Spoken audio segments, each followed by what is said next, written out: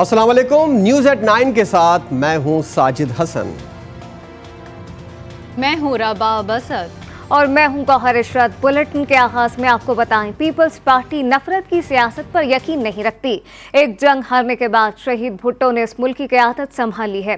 Peoples party के यौम तासीस पर बिलावल भुट्टो जरदारी के कराची में जलसे से खिताब कहा कि जुल्फ़िकार अली भुट्टो ने दानिशमंदी से 90,000 जंगी कैदियों को रिहा करवाया और एक गोली चलाए बगैर 5,000 मुरब्बा किलोमीटर जमीन वापस ली है। इमरान खान को तनकीद का निशाना बनाते हुए बोले कि अपनी घड़ी चोरी छुपाने के लिए इंतशार की सियासत फैलाई जा रही है। लिख कर देता हूं कि ये पंजाब और केपी असेंबली से मुस्ताफी नहीं होंगे। बिलावल भुट्टो का मजीद कहना था कि कराची का अगला मेयर भी पीपल्स पार्टी से होगा। मजीद क्या कहा आप भी देखिए। पाकिस्तान पीपल्स पार्टी नफरत की सियासत में यकीन नहीं रखती। एक जंग हारने के बाद शहीद जुल्फ़िकार अली भुट्टो ने इस मुल्क की क़यादत संभाला। जुल्फ़िकार अली भुट्टो ने 90,000 जंगी कैदी पाकिस्तान वापस ले आए, एक गोली नहीं चलाया, 5,000 मुरब्बा किलोमीटर पाकिस्तान को वापस दिलवाया। अपना गरीब चोरी को छुपाने के लिए इंतशार फैलाया जा रहा है। ये जो धमकियां दे रहे हैं कि मैं इस्तीफा दूंगा, मगर ये भी झूठ है, ये भी धोखा है। लिख के मैं बता रहा हूं आपको, लिख लो। ये पख्तूनख्वा से इस्तीफा नहीं देंगे, ये पंजाब से इस्तीफा नहीं देंगे। अगर इस्तीफा देना चाहते हो तो दे दो। पाकिस्तान पीपल्स पार्टी आपका मुकाबला करने के लिए तैयार है। हर जमहूरियत दुश्मन साजिश को नाकाम करवाया, आज भी हम ये कठपुतली का साजिश नाकाम करवाए। इंशाअल्लाह ताला इसी मैदान में बैठा हुआ एक जियाला इस शहर का आने वाला नाज़िम मुंतखब होगा। और बिलावल भुट्टो की तकरीर के बाद रद्द अमल भी सामने आना शुरू हो गए हैं। मौजूदा पीपल्स पार्टी बिलावल भुट्टो की जमात नहीं, जरदारी माफिया का दूसरा नाम है। पीटीआई के रहनुमा और साबिक वफाकी वजीर अली जैदी कहते हैं पीपल्स पार्टी ने सिंध को खंडरात में तब्दील कर दिया। सिंध की हालत मोहिंजोदड़ो से भी बदतर है। 13 साल में सिंध हुकूमत के वज़रा की हालत ज़रूर बदली है।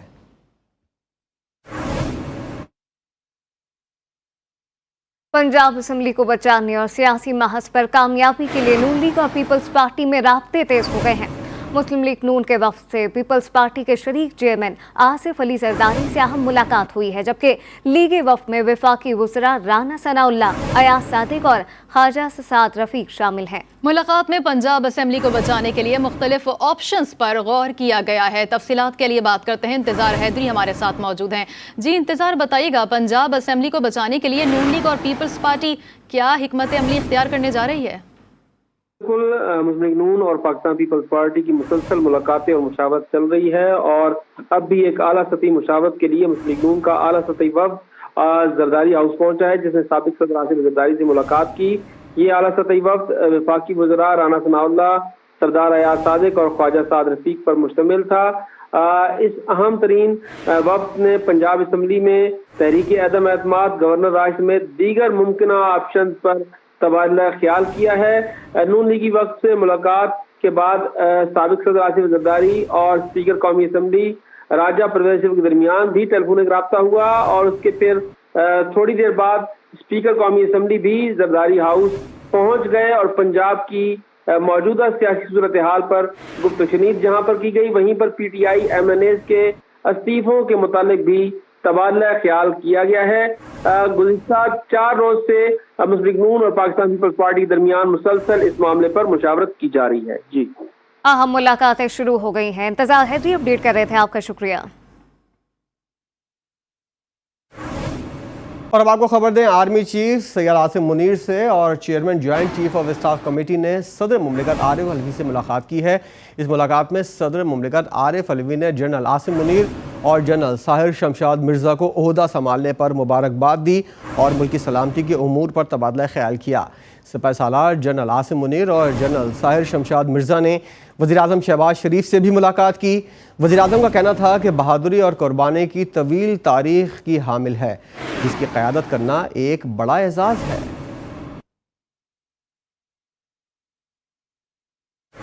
और इमरान खान की आर्मी चीफ और chairman joint chiefs of staff committee को ओहदा संभालने पर मुबारकबाद। ट्वीट में कायद-ए-आज़म का फरमान भी शेयर किया है, जिसमें फौज को पॉलिसी साजी से दूर रहने का मशवरा दिया है। चेयरमैन तहरीक इंसाफ के ट्वीट पर वफाकी वजीर इत्तलात ने जवाब देते हुए कहा, ताहयात नौकरी की पेशकश करने वाले की तरफ से ऐसे मशवरे मुनासिब नहीं लगते। Chief of army staff general Syed Asim Munir खिलाड़े इम्तियाज मिलिट्री को सौंपी। Chairman joint chief of staff committee general Sahir Shamshad Mirza और army chief general Syed Asim Munir को ओहदा संभालने पर इमरान खान की मुबारकबाद। अवाम और फौज के रिश्ते को मजबूत बनाने का मशवरा भी दे दिया। ट्वीट में कायदे आज़म का कॉल शेयर कर दिया, जिसमें फौज को अवाम का खादिम और पॉलिसी साजी से दूर रहने का मशवरा दिया गया है। वज़ीर इत्तलात मरियम औरंगज़ेब ने इमरान खान के ट्वीट को गैर ज़रूरी करार दे दिया। कहा, ताहयात नौकरी की पेशकश करने वाला कायदे आज़म का कॉल शेयर करे अच्छा नहीं लगता। क्या कायदे आज़म का ये फरमान था कि 3 कैरेट की अंगूठी नहीं लेनी और 5 कैरेट की अंगूठी लेनी है? जो आपकी हरकतें हैं और आप लोगों को कायदे आज़म के फरमान बताते हैं, इसलिए आप भाषण मत दें। वफाकी वज़ीर इत्तलात मरियम औरंगज़ेब का कहना था कि अफ़वाज पाकिस्तान और अवाम का रिश्ता मजबूत हुआ है। इमरान खान अपने सियासी फ़ायदे के लिए कायदे आज़म के अक़वाल को इस्तेमाल नहीं करें। और साबिक़ वफाकी वज़ीर फैसल वावडा अमरीका के मुशीर और सफ़ीर में फ़र्क नहीं कर पाए। फवाद चौधरी की अमरीकी सफ़ीर डोनाल्ड ब्लूम से मुलाकात पर तबसरा करते हुए फैसल वावडा ने ट्वीट में लिखा कि क्या यही वो अमरीकी सफ़ीर डोनाल्ड लू है जिसने साजिश से PTI की हुकूमत गिराई थी? क्या अब डोनाल्ड लू ठीक हो गया? मुशीर और सफ़ीर के नामों से लाइल्म फैसल वावडा ने PTI क़यादत से ये सवाल भी किया कि हुकूमत गिराने का बयानिया पहले ठीक था या अब ठीक है। फैसल वावडा की इस लाइल्मी पर PTI के रहनुमा अली जैदी और दीगर सार्फिन ने उन्हें तनकीद का निशाना भी बनाया। और अब आपको खबर देंगे कोयटा से, जहां दहशतगर्दों ने बलूचिस्तान कांस्टेबलरी के ट्रक पर हमला कर दिया। खुदकुश धमाके से 4 अफराद जाँ बहक और 22 एहलकारों समेत 26 अफराद जख्मी हुए। धमाके में 20 से 25 किलोग्राम बारूदी मवाद इस्तेमाल किया गया था। जाए वक़्वा से पुलिस का ट्रक और जद में आने वाली गाड़ियां हटा दी गई हैं, जबकि CTT ने धमाके का मुकदमा भी दर्ज कर लिया है। कोयटा में बलूचिस्तान कांस्टेबलरी के ट्रक पर खुदकश हमले से 4 अफराद जाँ बहक और 26 जख्मी हो गए। DIG कोयटा अजफर महसर के मुताबिक बलूचिस्तान कांस्टेबलरी के एहलकार पोलियो ड्यूटी की अंजामदही के लिए जा रहे थे कि बुलैली कस्टम चेक पोस्ट के करीब खुदकुश हमलावर ने उनके ट्रक को निशाना बनाया। खुदकुश धमाके में जाँ बहक होने वालों में 1 एहलकार शामिल है, जबकि 22 एहलकार जख्मी भी हुए, जिन्हें अस्पताल मुंतकिल कर दिया गया। ये तो नहीं कहा जा सकता, लेकिन ये है कि 20 से 25 किलोग्राम तो इसमें मिनिमम जो है वो हम जो देख रहे हैं जो क्राइम सीन को, कि जैसे ने ट्रक को टॉपल किया है तो वो प्रोबेबली इतनी उसकी जो है वो क्वांटिटी होगी। धमाके के 22 करीब से गुजरने वाली गाड़ियां भी जद में आ गईं। पुलिस ने धमाके के मुकाम से मुबैना खुदकुश हमलावर की लाश कब्जे में ले ली। शहीद होने वाले पुलिस एहलकार की नमाज जनाजा पुलिस लाइन में अदा कर दी गई। CTD ने खुदकुश हमले का मुकदमा दर्ज करके तफ्तीश शुरू कर दी है। कोयटा में बलूचिस्तान कांस्टेबलरी के ट्रक पर होने वाले खुदकुश हमले की जद में एक ऐसा बदकिस्मत खानदान भी आया जो शादी में शिरकत के लिए लाहौर जा रहा था। धमाके से बदकिस्मत खानदान के 2 बच्चों समेत 3 अफराद जाँ बहक हो गए। तफसीलात जानते हैं मोहम्मद फैजान खान की इस रिपोर्ट में। बलेली कस्टम चेक पोस्ट के करीब बलूचिस्तान कांस्टेबलरी को खुदकुश हमलावर ने निशाना बनाया तो लाहौर में शादी में शिरकत के लिए जाने वाला बदकिस्मत खानदान भी जद में आ गया। धमाके के नतीजे में बदकिस्मत खानदान से ताल्लुक रखने वाले 2 बच्चे, जिनकी उम्र 8 माह और 10 बरस थी, अपनी माँ के साथ जाँ बहक हो गए। ससुराल के घर जा रहे थे लाहौर, वहाँ पे शादी की एक तकरीब थी तो उसमें शिरकत के लिए जा रहे थे। रास्ते में ये वाक़या हुआ जिसमें उसकी घरवाली और 2 बच्चे जो है वो शहीद हो गए। धमाके में जांबाक अफराद की नमाज जनाजा के दौरान रिक्कत तमेज़ मनाजिर नजर आए। जांबाक अफराद के वर्सा ने हुकूमत से दहशतगर्दी की रोकथाम के लिए मौसर इकदाम करने का मुतालबा कर दिया। कैमरामैन शहबाज अली के साथ मोहम्मद फैजान खान, GTV न्यूज़, कोयटा। आपको बताएं, कराची की शम्सी सोसाइटी में बीवी और 3 बेटियों को ज़िबा करने वाले मुलजिम की पुलिस को बयान देते हुए वीडियो सामने आ गई है।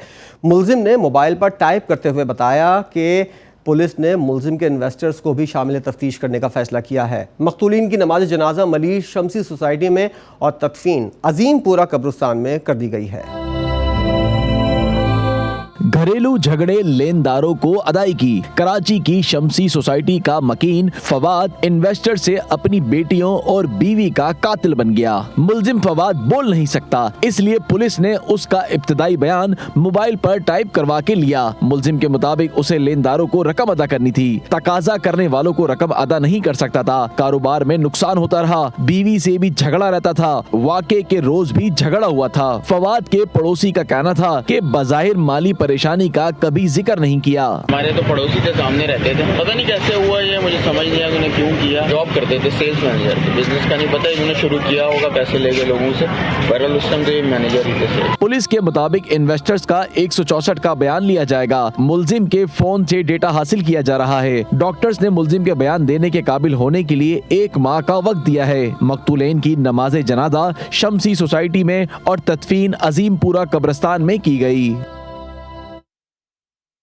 और पाकिस्तान के पहले वज़ीर आज़म लियाकत अली ख़ान के बेटे अकबर लियाकत अली ख़ान कराची में इंतकाल कर गए। अकबर लियाकत तवील अरसे से अलील और कराची के निजी अस्पताल में ज़ेरे इलाज थे। अकबर लियाकत के इंतकाल पर वज़ीर आज़म शहबाज शरीफ, सदर मुमलिकत आरिफ अलवी, वज़ीर आला सिंध मुराद अली शाह ने ताज़ियत का इजहार किया है और अहले खाना से गहरे अफसोस का इजहार किया गया। खेल के मैदान से खबर शामिल करें। आपको बताएं कि इंग्लिश खिलाड़ियों की तबीयत नासाजी के बायस पहला टेस्ट मैच खटाई में पड़ने का इम्कान है। पाकिस्तान और इंग्लैंड की टीमों के दरमियान कल पहला टेस्ट होगा या फिर नहीं, फैसला अब तक नहीं हो सका है। इजलास के जारी एलामिया के मुताबिक कल टेस्ट होगा या नहीं, फैसला कल सुबह 7:30 बजे होगा। इसी हवाले से मज़ीद जानने के लिए हमने रब्ता किया अपने नुमाइंदे अबरार उस्तूरी से। जी अबरार, बताइएगा। जी बिल्कुल, Pakistan England Rawalpindi test match पर इंग्लैंड के खिलाड़ियों की तबीयत नासाजी पर दोनों क्रिकेट बोर्ड के अफसर्स का आज इजलास हुआ है और इजलास में दोनों टीमों के जो बोर्ड हैं उनकी जानिब से ये फैसला किया गया है कि रावलपिंडी टेस्ट के पहले रोज बारे फैसला आज नहीं बल्कि कल किया जाएगा और कल सुबह 7:30 बजे पहले रोज मैच से मुतल्लिक फैसला करेंगे। PCB एलानिया में कहा गया है कि डॉक्टर इंग्लैंड के मुतासिर खिलाड़ियों का तबी मुआयना कर रहे हैं, जबकि इंग्लिश खिलाड़ियों की मेडिकल रिपोर्ट देखने के बाद बाज़ाब्ता तौर पर ऐलान किया जाएगा। इसके साथ साथ इंग्लैंड का टेस्ट स्कोर सेहतियाब न हुआ तो जुमरात को मैच नहीं होगा, जबकि PCB और इंग्लिश बोर्ड का टेस्ट मैच को 5 रोज कराने पर इत्तेफाक भी हुआ है और जुमरात को टेस्ट मैच मुमकिन नहीं हुआ तो जुम्मे से शुरू कराया जाएगा। इसके अलावा रावलपिंडी टेस्ट 5 रोज ही होगा और कराची और मुल्तान मेडिकल रिपोर्ट देखने के बाद में इस बात का ऐलान होगा। इब्रार हुसैन स्टोरी अपडेट कर रहे थे, आपका शुक्रिया। और मारूफ आलमदीन और शेखुल हदीस मुफ्ती तकी उस्मानी ने कहा है कि मुल्क से सूद की लानत के खात्मे के लिए हम सबको मुतफ़िक़ा तौर पर आवाज़ बुलंद करना होगी। कराची में हुर्मत सूद कॉन्फ्रेंस से खिताब में उनका कहना था कि मुसलमानों के मुख्तलिफ मकतबा फ़िक्र में सूद से मुतालिक कोई इख्तिलाफ नहीं है, बिला सूद बैंककारी को अमली तौर पर लागू किया जाए। तमाम मकातब फ़िक्र के उलमा और ताजिर बिरादरी का ये नुमाइंदा इज्तिमा हुकूमत से मुतालबा करता है कि वह अपने खुशाइंद ऐलान के मुताबिक मुकर्ररा मुद्दत में मुल्क को सूदी निज़ाम से निजात दिलाने के लिए फौरी तौर पर अमली इक़दामात का आगाज़ करे। इसके लिए फौरी तौर पर मुंदरज झैल काम ज़रूरी हैं। नंबर 1, वज़ारत ख़ज़ाना में फौरी तौर पर गैर सूदी निज़ाम कायम करने के लिए एक मुस्तकिल डिवीज़न और उसके तहत एक मुअस्सिर टास्क फोर्स कायम की जाए, जो इस अहम काम के लिए एक अमली नक्शा तैयार करके मरहलावार सूद का खात्मा करने की मुजाज हो। और अब कुछ बात होगी अवामी मसाइल की। खाने के औकात में गैस की फराहमी के दावों पर हुकूमत अमल दरामद कराने में मुकम्मल तौर पर नाकाम हो गई है। गैस प्रेशर में कमी और बेवक्त की लोड शेडिंग ने शहरियों को भूखा मार दिया है। होटल मालकान भी परेशान हैं, जबकि चाय के स्टॉल्स हों या छोटे रेस्टोरेंट्स, कारोबारी लागत बढ़ने से दिवालिया के करीब पहुँच गए हैं। गैस बहरान पर काबू पाने में स्विट्जरलैंड और नेदरलैंड मुकम्मल नाकाम। खाने के औकात में गैस फराहमी का शेड्यूल मजाक बन गया। छोटे बड़े शहरों में नाश्ता खाना पकाना मसला बन गया। लाहौर घरेलू सारिफीन गैस प्रेशर से परेशान है। बहुत ज्यादा स्वी गैस का हमारा बहुत ज्यादा मसला है। बिल बहुत भारी बिल आते हैं, 10,000 8,000 बिल आते हैं, लेकिन गैस का नामो निशान नहीं है। इस्लामाबाद में महंगे LPG सिलेंडर्स ने मजदूरों के लिए 2 वक्त की रोटी और मुश्किल बना दी है। गैस प्रेशर की कमी ने होटल और रेस्टोरेंट मालिकान का कारोबार ठप कर दिया है। पेशावर में सर्दी बढ़ते ही आबाद होने वाली चाय शॉप्स पर महंगाई के डेरे हैं। सुबह हो या रात गैस दस्तयाब नहीं। LPG के नर्ख भी हर दुकानदार के अपने ही है। गैस आती नहीं है, अगर आती भी है तो जब कारोबार का टाइम होता है तो गैस जो है ना दूर तक नाम निशान नहीं होता। गैस ना हो तो फिर ये LPG इस्तेमाल कर रहे हैं और इसके भी आए दिन जो है ना रेट बढ़ते रहते हैं, एक जगह पे नहीं है। क्वेटा में भी सर्दी बढ़ते ही गैस का बहरान बेकाबू हो चुका है। हीटर का इस्तेमाल तकरीबन नामुमकिन हो चुका है। लकड़ियाँ भी कुव्वती खरीद से बाहर हो चुकी है। शहरियों ने हुकूमत से मसाइल के फौरी हल का मुतालबा किया है। अफगानिस्तान से एक अफसोसनाक खबर शामिल करेंगे। अफगानिस्तान का सूबा समनगान धमाके से गूंज उठा। तालिब इल्मों की बड़ी तादाद कुरान की तालीम हासिल कर रही थी, उस वक्त ये धमाका हुआ है। दहशतगर्दी के वाक़े में 10 बच्चों समेत 23 अफराद जाँ बहक हो गए हैं, जबकि 30 से ज़ायद ज़ख्मी अफराद को अस्पताल मुंतकिल कर दिया गया है। चीन के साबिक सदर जियांग ज़ीमिन 96 वर्ष की उम्र में इंतकाल कर गए। इनके सोग में चीनी परचम से निगू कर दिया गया है। 1989 में जब उन्होंने डेंग जियाओपिंग की जगह सदारत का ओहदा संभाला तो इस वक्त चीन इक्तिसादी जदीदियत के इब्तदाई मराहिल में था, लेकिन जब वो 2003 में सदर के मनसब से रिटायर हुए तो उस वक्त चीन वर्ल्ड ट्रेड ऑर्गेनाइजेशन का रुकन था। और खेल के मैदान से अपडेट यह है कि फीफा वर्ल्ड कप में ग्रुप डी के मैचेस जारी हैं। ट्यूनिस को फ्रांस के खिलाफ 1 गोल की बरतरी हासिल है, जबकि दूसरे मैच में ऑस्ट्रेलिया ने डेनमार्क के खिलाफ 1 गोल किया है। फ्रांस की टीम पहले ही फाइनल तक पहुंच चुकी है। ट्यूनिस कामयाबी के बावजूद प्री क्वार्टर फाइनल नहीं खेल पाएगी। न्यूज़ एट 9 से फिलहाल इतना ही। एक ब्रेक के बाद हाजिर होंगे हेडलाइन के साथ। देखते रहिए GTV न्यूज़।